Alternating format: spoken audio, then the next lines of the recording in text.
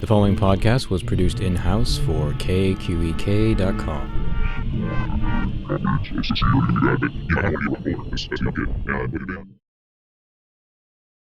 Welcome back to the first podcast of 2016 at KQEK.com.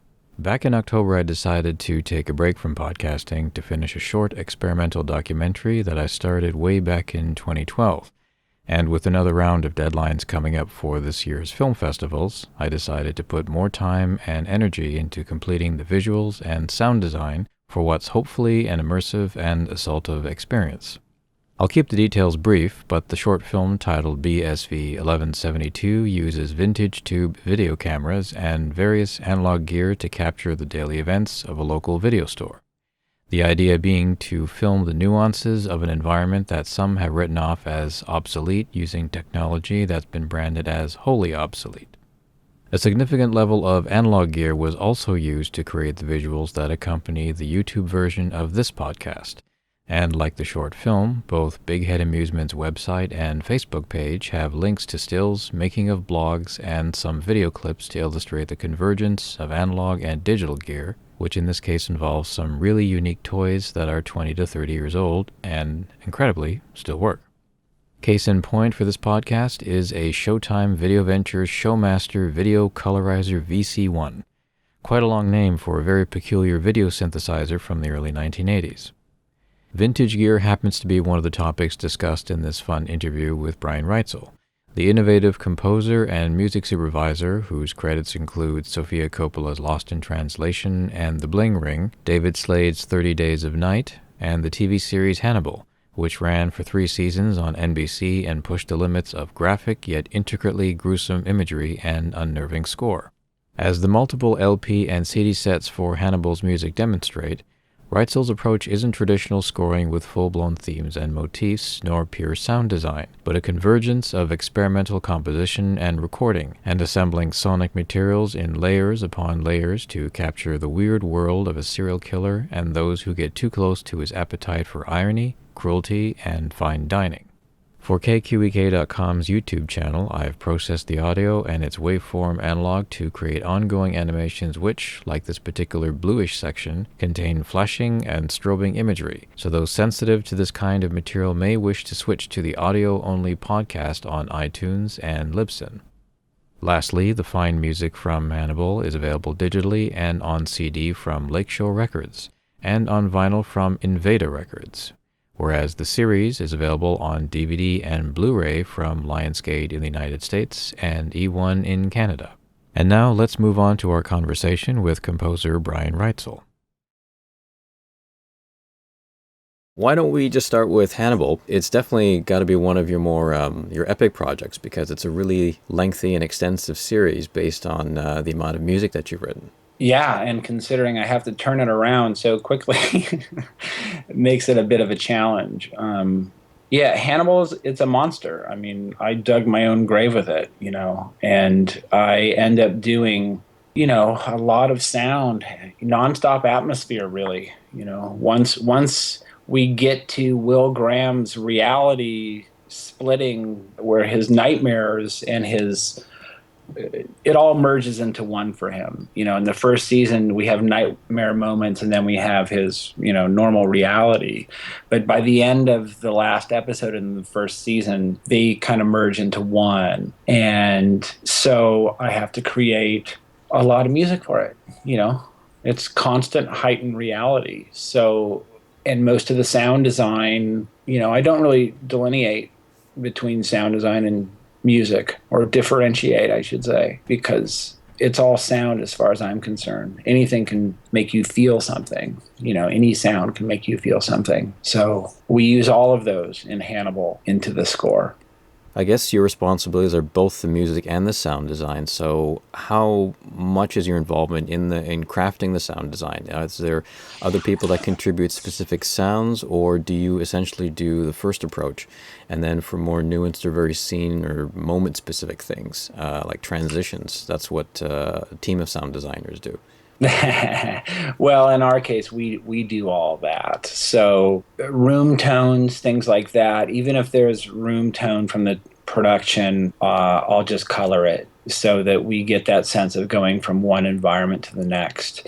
The music in the show is to some extent kind of like set design. You know, the rooms have a I read a review that Julian Cope once wrote about the album Zeit by Tangerine Dream. And he said that once you put Zeit on, it completely changes the wallpaper in the room. And I think that music has the power to completely alter the feeling of a room with sound. So with Hannibal, yeah, no, we're doing it all here. And you know, we don't do gunshots or doors opening or things like that, but we do all of the atmosphere and the sound color here. And you know, I think of back in the 40s when Pierre Schaeffer invented musique concrete. He got his money from a French TV studio. That's where I'm getting my money to do this from. And after Pierre Schaeffer invented musique concrete, you then had Stockhausen and the BBC Radiophonic Workshop, and you know all these other things that came after it. But they really do have a place in a visual medium, whether it's film or TV or video games. It doesn't always have to end with, you know, the idea of Bernard Herrmann and in one room and then a design guy like, you know, chopping cabbage heads with a machete or whatever it is. You can kind of do it all with musical tones in a way, and that's what we like to do. Well, approaching the first season, for example, how much research did you have to do in advance in terms of what kind of sounds they wanted? And then for yourself, did you have to do a certain amount of experimentation in order to get a specific group of sounds that you knew would work for the series? And then from there, further refine it so that, as you mentioned, when you deal with specific locations, you had certain things that you could draw from, because I guess each room has its own character, and then depending on the realities of the character as well, then that's also got to be colored as well. Yeah. Well, first of all, David Slade brought me in. David Slade was directing the first episode. And when you direct the first episode of something like this, you're really setting the stage, you're setting the tone for the whole rest of it. So it usually takes a bit longer. You know, you're trying more things and you're seeing what works. And they had been, when I say they, I mean the editors and all the post production people had been using a score that I did with David to a movie called 30 Days of Night. And 30 Days of Night was my first horror movie. And to do it, I spent a bit of time figuring out, you know, how to do my own version of a horror movie in a way that you could still get the kind of, you know, the full orchestralness of, you know, a Penderecki score or Ligeti score or whatever, John Williams, whatever it is, Hans Zimmer. It's got to play on the same kind of rich sound stage. But I had to do it my own way because I was going to have my own sounds and my own tools and, you know, one violin and one cello as opposed to 30. And so with 30 Days a Night, I invented a process to do that worked really well in that film. And so with Hannibal, I kind of started where I left off with that film and then brought more things that I've learned in the, you know, sort of 5, 6, 7 years or whatever it had been, and you know, started kind of making Hannibal its own thing. But I knew how to approach it based on the approach of that film.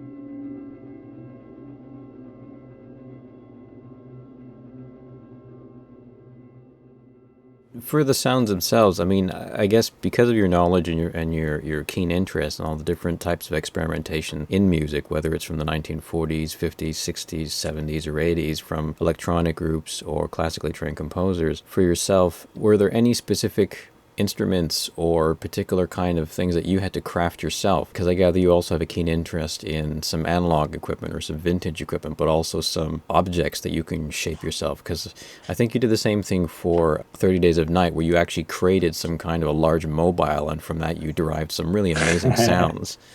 Yeah, well, yeah, you're referring to a pottery wheel. And that to me goes back to conversations that I had with my friend Kevin Shields just about sound effects. Like the pottery wheel for me was just me trying to figure out how to create a Doppler effect in the most natural and intense way.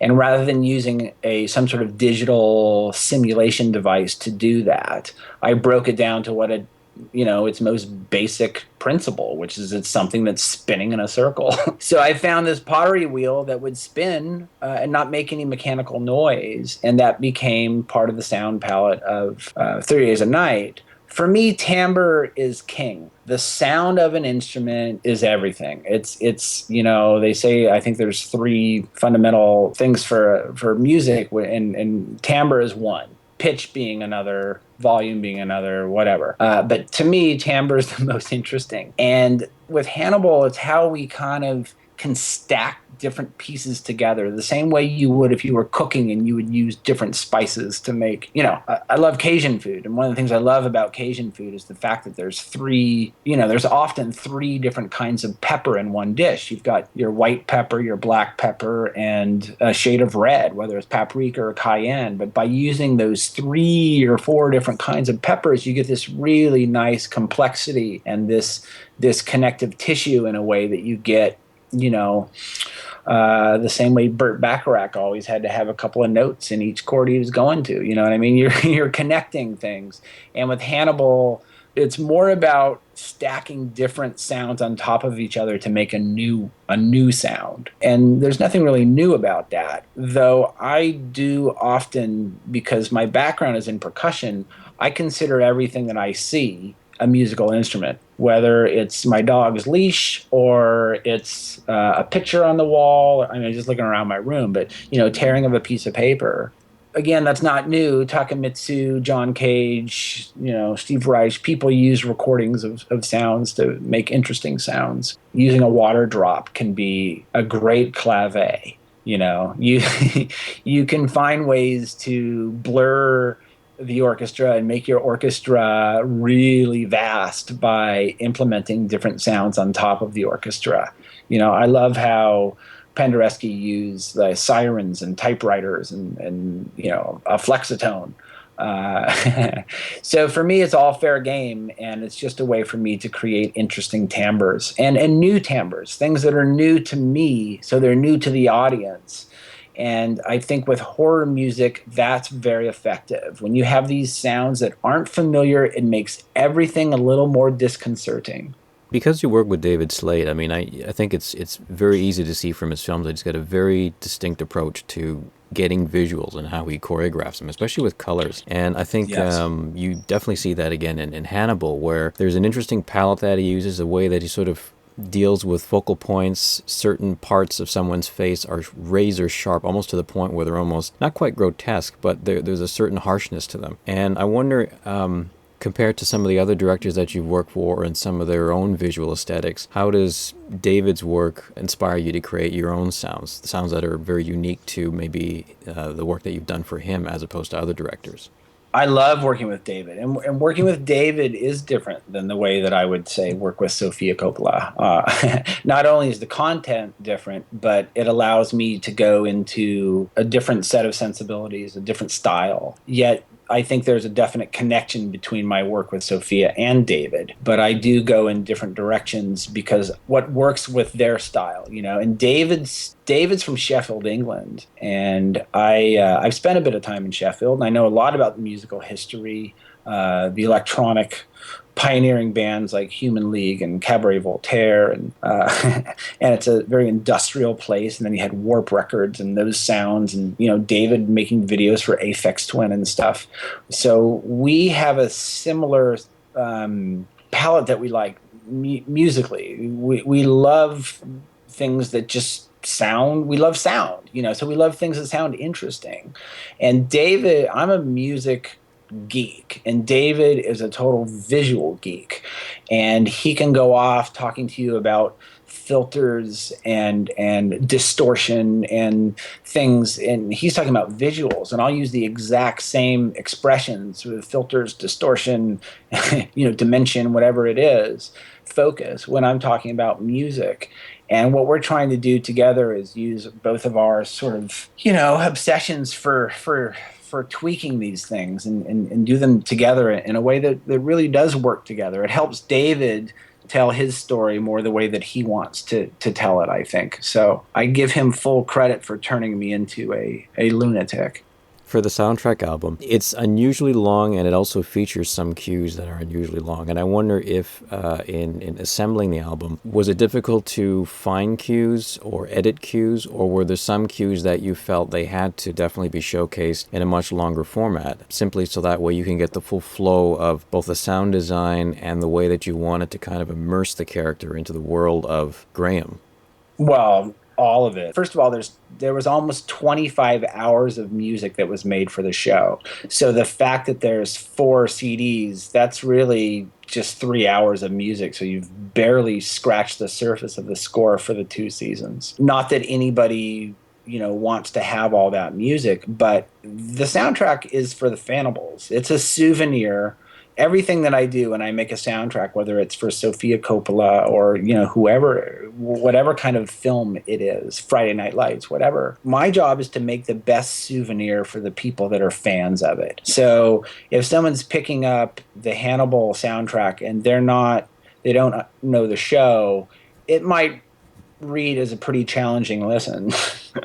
But I like those records. I mean, I like classical works where you have 18-minute long pieces of music with very severe dynamics and very bizarre and interesting timbres. So I think there are people that aren't interested in the show or don't care about the show or don't know the show that might appreciate it for what it is. But really, it is the way that it is because of the fanables who are the fans of the show. And when I was asked to compile it and put it together, I don't do any social media stuff myself, but I asked Brian Fuller and some of the people, the producers, and to ask the fanables what they wanted on their souvenir. And I got a list of stuff. And I just, did my best to give them a good soundtrack. It's quite a contrast to the way soundtracks used to be done, especially for television, because, I've been collecting soundtracks since I was probably 13, so that's how I initially got into film music. Me too, yeah. It's just... It's so different from where you had a studio or a network that would commission a 45-minute or 40-minute album, during which there might be just a handful of cues that they felt were the best representation or the most catchy, perhaps, of the series itself. But there was always a tremendous amount of music that was left off.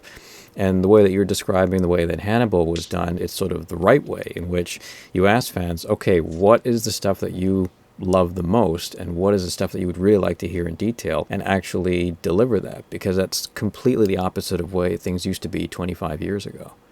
Yeah, well, I've never really thought that, I always think that the audience is smarter than people give them credit for. Certainly than studios and marketing people give them credit for. And I think it's a testament to the show, too. I think the show stayed on the air because of the rabid fans on this show. And the fact that people can voice their vote for things is really powerful. What I'm doing is actually, like I said, I think is pretty old. And it's more connected to, say, a 60s Japanese horror movie or to musique concrète, as it would be traditional film scoring. But people like this music, and people have told me that they like to read while playing the music, which I find to be really interesting, because the music is very dynamic. It's the most dynamic music I've ever put out. And I went to great lengths to preserve that dynamic dimension when the records were mastered, so that it could be, dynamic. And sometimes it's jarring, and sometimes it's uncomfortable, and sometimes, but hopefully it's always kind of beautiful and dark. But yeah, it's not a normal listen, but it's for the fanables. And like you, I've been collecting soundtracks since I was 12 or 13 years old, and I would listen to soundtracks equally with Queen records or pop records or jazz records or whatever, because I'm a fan of music. I listen to all kinds of music, and a lot of my favorite records were scores, and to this day I still collect them and I love them, and I've got some really far out scores. So I don't think I'm Hannibal is that out there, but maybe.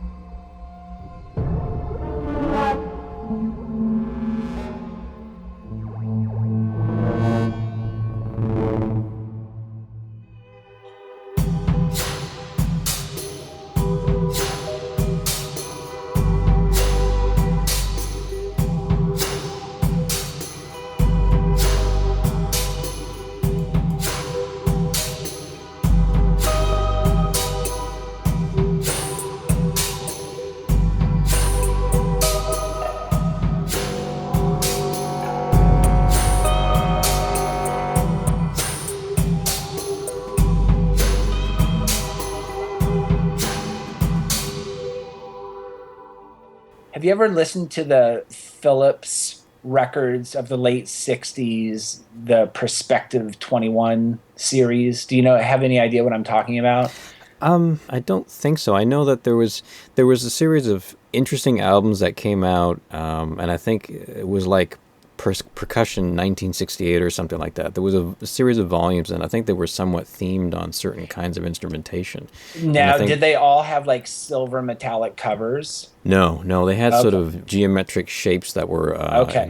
Yeah, those are probably just percussion record. I mean, percussion was quite a novelty in the late 60s actually, and early on. I mean, I put out a record in the 90s that was a drummers record where I got drummers from all these big bands and to each do a song, because I was a fan of the 50s Sandy Nelson records, and I was a fan of Art Blakey's drum records, and then Emile Richards and some of those just percussion records. And then in the 70s it got into like astrological signs and all those kinds of things. But the records I'm referring to all have like a very metallic silver. You should Google it and look. They're absolutely beautiful. And they made about 50 of them, and some of them are just percussion, like the Les Percussions de Strasbourg, which is a French percussion ensemble. There's a bunch of Xenakis stuff and Pierre Henry, and just really interesting music. And I think that collection of stuff is the closest cousin you'll find to sort of Hannibal music. But maybe that's also because I'm primarily a percussionist, and I love the especially with season 2 with Hannibal, we got deeper and deeper into the percussion world. Anyway, Philips Perspective 21, check them out. Yeah, I'll definitely look them up. It sounds fascinating. Yeah, it's great. Only vinyl. Only vinyl, yeah. It's amazing how much stuff still has yet to appear on CD, let alone digitally. I know. Well, as a music supervisor, which I do often, I go straight to my records first because I just find it's a more deeper experience for me to pick up the record itself and to dig into it, like where it was recorded, who's playing on it, what year it, that kind of information can really set me off into different avenues for discovering and for figuring out the sound of a certain project. The only problem with records is you need sturdy wooden shelves and you need a lot of space. I know, and with Hannibal, there'll be four double records. So it's a lot of stuff.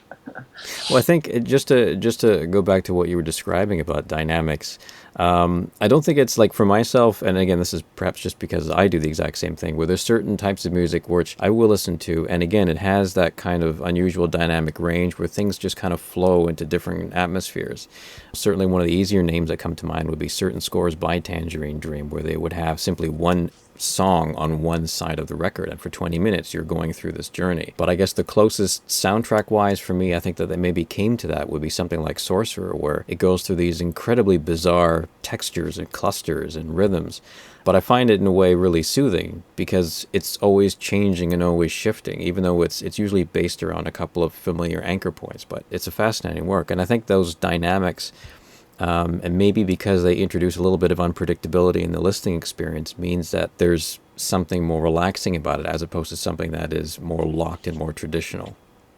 Yeah, totally. I mean, I love Sorcerer. I'm a bigger fan of, Sorcerer is interesting because I think the music came first. I think they did the music before having the picture. But I'm not 100% sure. I think so, but it does kind of work as an album in a very solid way for me compared to, I'm a huge fan of early Tangerine Dream. Records like Zeit and Rubicon and Phaedra to me are just great works.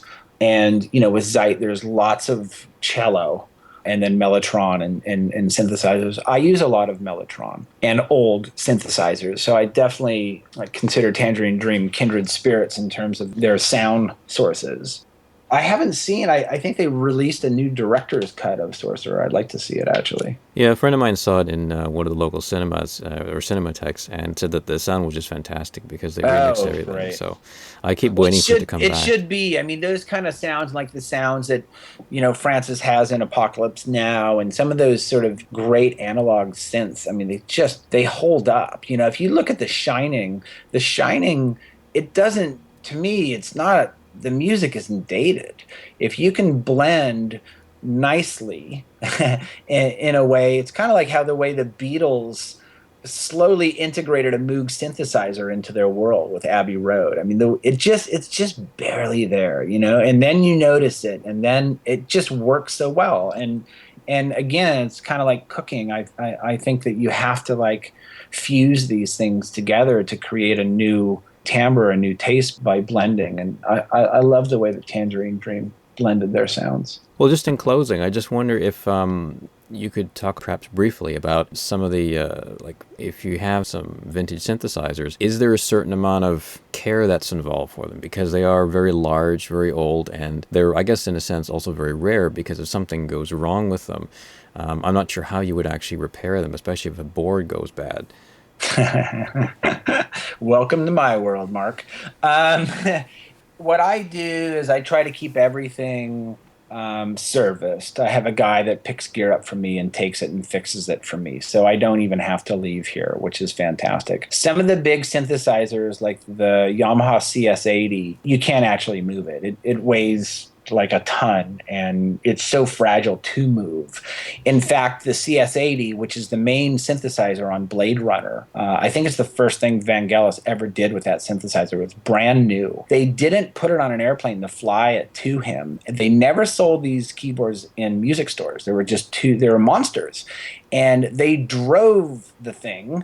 I think there was a ship involved because they drove it from Tokyo to London, which is where Vangelis lived and worked. So yeah, you have to be careful with these things. And I love the old stuff. I mean, I use a PPG synthesizer that is the first ever kind of infinite wave table synth. you can put a waveform, any kind of waveform into it. You could even sample your own and stick it into this keyboard, and then it has all these analog filters and things. So, and same goes, I've found same goes with all of my amps and stuff. They just have to be regularly serviced because these things will die a slow death. It's like children growing up. You don't even, suddenly they've grown up, and with the gear, you don't even realize how bad it sounds until you get it back and you say, oh my God, it's got twice as much headroom or twice as much punch.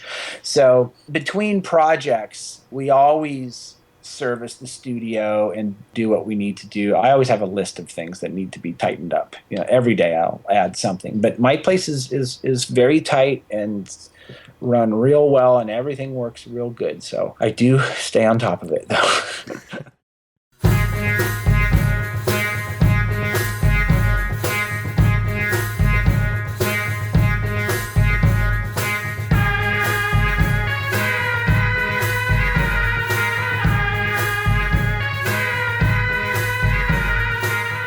KQEK.com would like to thank Brian Reitzell for discussing his amazing work, and Beth Krakauer at the Krakauer Group for facilitating this interview.